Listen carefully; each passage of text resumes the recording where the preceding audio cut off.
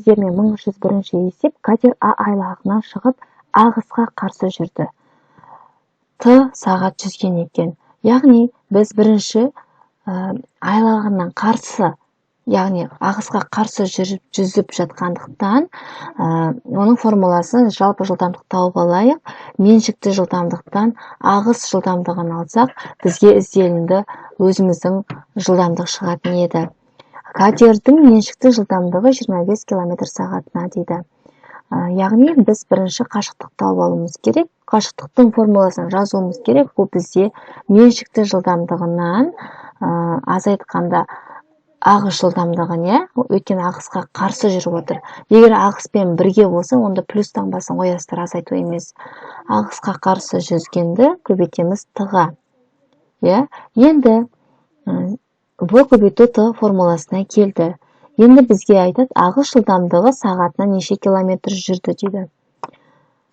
Ағыс жылдамдығын сұрап отыр, яғни мына формулаға саламыз, ол үшін кестені пайдаланамыз.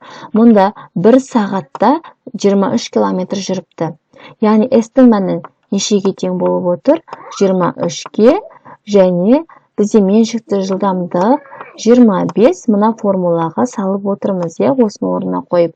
25 азайтылған ағыс жылдамдығы бізде белгісіз болғандықтан өзін жазам. Уақыт бізде кестеде белгілі, 1 сағатта ол 23 жүріп отырған.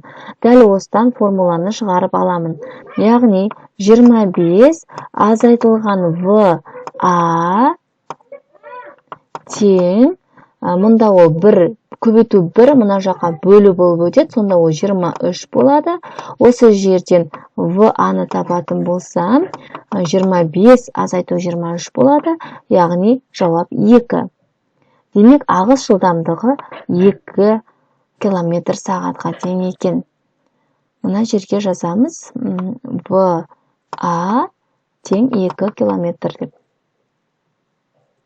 2 км сағат деп жазасыздар. Катердің жүрген жолы ұзындығының S уақытқа тәуелділігін тап дейді. Яғни ол бізде сұрап отырған формула мынау. Бұл бізде екінші сұраққа жауап. Үшінші, кестедегі бос орынды толтыр дейді. Яғни формулаға салып, осы формуланы қысқартып жазайықшы, екінші. 2 деп бұла жазып қойайын. Сонда S тең бізде жалпы 23 Т болады. Себебі меншікті жылдамдық 25-ке тең, ағыс жылдамдығы 23-ке тең, 25-тен 23-ті азайтатын болсам, 23 Т болады. Міне тәуелділік формуласын таптық. Енді осының орнына мәндерді қойып жазамыз. Т қаншаға тең дейді? Егер 46-ға. Егер мында 46-ға тең болса, 46-ны 23-ке бөле саламыз, ол 2. Енді Т 3-ке тең болғанда, яғни Т-ның орнына 3-ті қоясын. 23-ті 3-ке көбейтсем, қанша болады? Әрине ол 69 болады, Келесі 23-ті Т 4-ке тең болып тұр, яғни 23-ті 4-ке көбейтесіз. Ол бізде 92 болады. Төртінші сұрақ.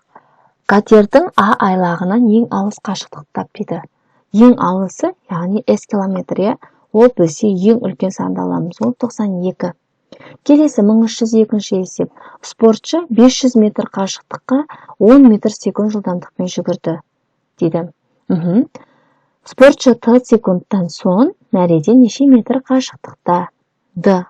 Яғни бізде қуып жету формуласында Д-ны жазушы едік, 302 номер. Жауабы 6-шы кестеде жазыңдар дейді. 0 болған кезде ол бізде 500-дің өзі сақталады, себебі олда уақыт, ешқандай уақыт жүрген жоқ, 0 уақытта, 0 уақытта ештеңе істемейді, яғни сол 500 метр қашықтық сақталады. Енді спортшы мәреге неше секундта жетеді дейді. Біз ең бірінші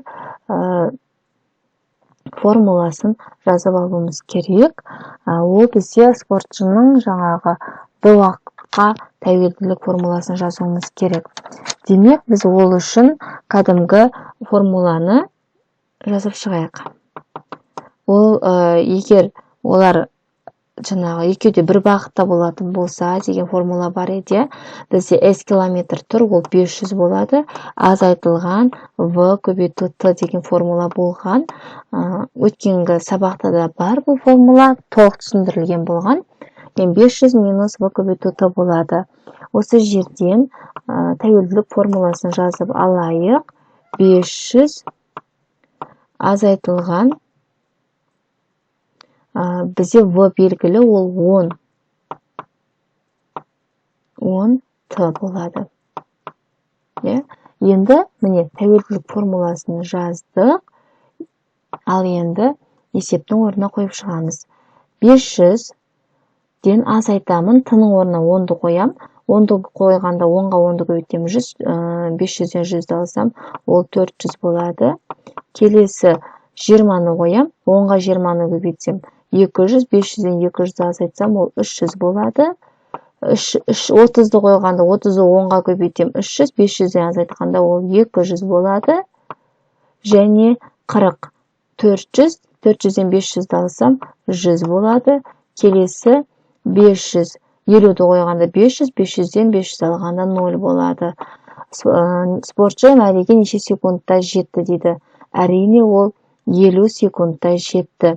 Себебі бізде жеткен жерді D тең 0-ге тең болу керек. Яғни D метріміз 0-ге тең болса, ол жеткен жер. Яғни сіздің қол жеткен жеріңіз.